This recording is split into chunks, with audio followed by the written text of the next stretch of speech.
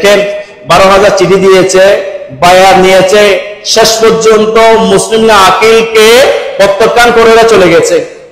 উনি নিস্তব্ধ একাকিত্ব হয়ে একজন মহিলা নাম হচ্ছে তুয়া, ওনার ঘরে বসে আছে। ঘরে ঘরে পুরো এলাকা কাহিনী হয়ে গেছে, ঘরে দরজাগুলো বন্ধ, আর ওই মহিলা দরজা খুলে বসে আছে উশৃঙ্খল ছেলের জন্য, দরজার মধ্যে বসে আছে। ওই মহিলা বললেন, ভাই আপনি চলে যান এই এলাকা থেকে, এলাকার পরিস্থিতি খুবই খারাপ, ভয়ানক অবস্থা, আমি আমার ছেলের জন্য বসে আছি, তুমি চলে যাও। বলে যে আমাকে একটু পানি খাওয়াও। পানি দিয়েছে, পানি খেয়ে বসে আছে। বলে যে চলে যাও। বলে যে আমি কোথায় যাবো? আর যখন ওই মহিলা বললেন, কেন আপনার বাড়ি কোথায়? বলে যে আমার বাড়ি হচ্ছে ওই মক্কার জমিনে, আমি হচ্ছে আহলে বাইত রাসূল, আল্লাহ রাসূলের বাগানের ফুল, আমি আওলাদ রাসূল, আমাকে 12,000 চিঠি দিয়ে ডাকা হয়েছে, আমি মুসলিম আকিল।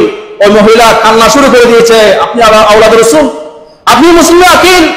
আর দেরি করে না, ঘরের কোণা নিয়ে গিয়েছে, ঘরের কোণা নিয়ে গিয়ে মেহমানদারি করছে। মহিলার উশৃঙ্খল সন্তান যখন এসে বিষয়টা জানতে পেরেছে, ওই পুরস্কারের লোভে ইবনে জিয়াদের কাছে খবর পৌঁছে দিয়েছে। আশের নেতৃত্বে প্রায় 10,000 সৈন্যবাহিনী পাঠিয়েছে মুসলিম আকিলকে হত্যা করার জন্য, বন্দী করার জন্য। আর ইমাম মুসলিম আকিলের ইমানে বলে হয়ে ইমাম হুসাইনের মহব্বতে 10,000 সৈন্যবাহিনীর সঙ্গে একা মোকাবেলা করেছে। যে বড় লোকে তাকে কতল করে জাহান্নামে পাঠাবে, এরা ইমাম মুসলিম আকিলের সঙ্গে সম্মুখ যুদ্ধ না পেরে ঘরের ছাদ তুলে দিয়ে, ঘরের ছাদ থেকে বল্লম নেজা তীর দিয়ে ইমাম মুসলিম আকিলকে কত বিক্ষত করেছে। ইমাম মুসলিম আকিলের চোখের মধ্যে আঘাত হয়েছে, টকবক করে রক্ত পড়ছে, চোখ মেলতে পারতেছে না, খুলতে পারতেছে না, শরীরে জোর কমে গেছে, আশ্বাস কৌশল অবলম্বন করেছে। এই ইমাম মুসলিম আকিল, আপনি আহলে বাইত রাসূল, আমি ভালোবাসি আপনাকে, আপনি একটা কাজ করেন, আপনি অস্ত্র জমা দিয়ে ফেলেন, আপনার নিরাপত্তার দায়িত্ব আমার।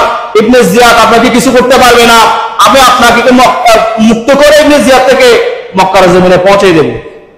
ইমাম মুসলিম আকিলকে মিথ্যা প্রতিশ্রুতি দিয়ে তরবারে নিয়ে নেওয়া হয়েছে। ইমাম মুসলিম আকিল তখনই বুঝতে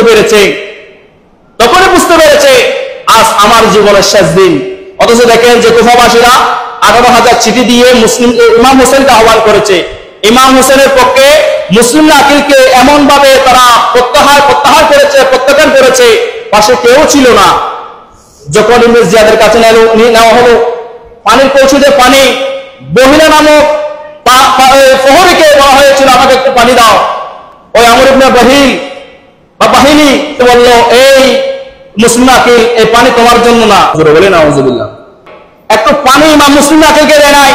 ইবনে জিয়াদের মুখোমুখি করা হলো।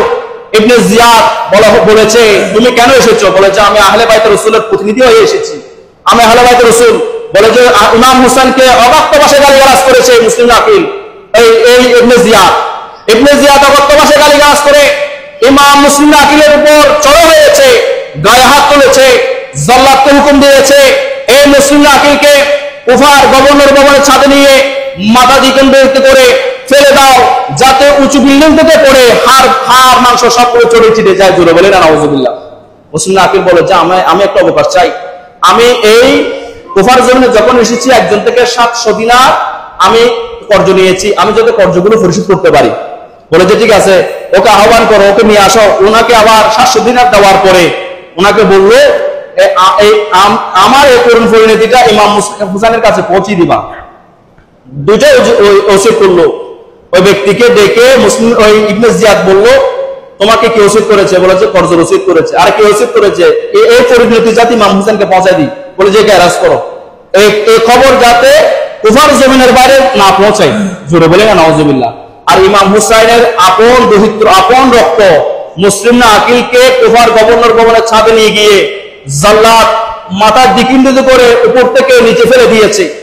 আর আল্লাহ রাসূলের পরিবারের প্রথম শহীদ হয়েছে ইমাম মুসলিম আকিল, তার হাড্ডি মাংসগুলো ছড়িয়ে ছিটিয়ে গিয়েছে। ইন্না লিল্লাহি ওয়া ইন্না ইলাইহি রাজিউন।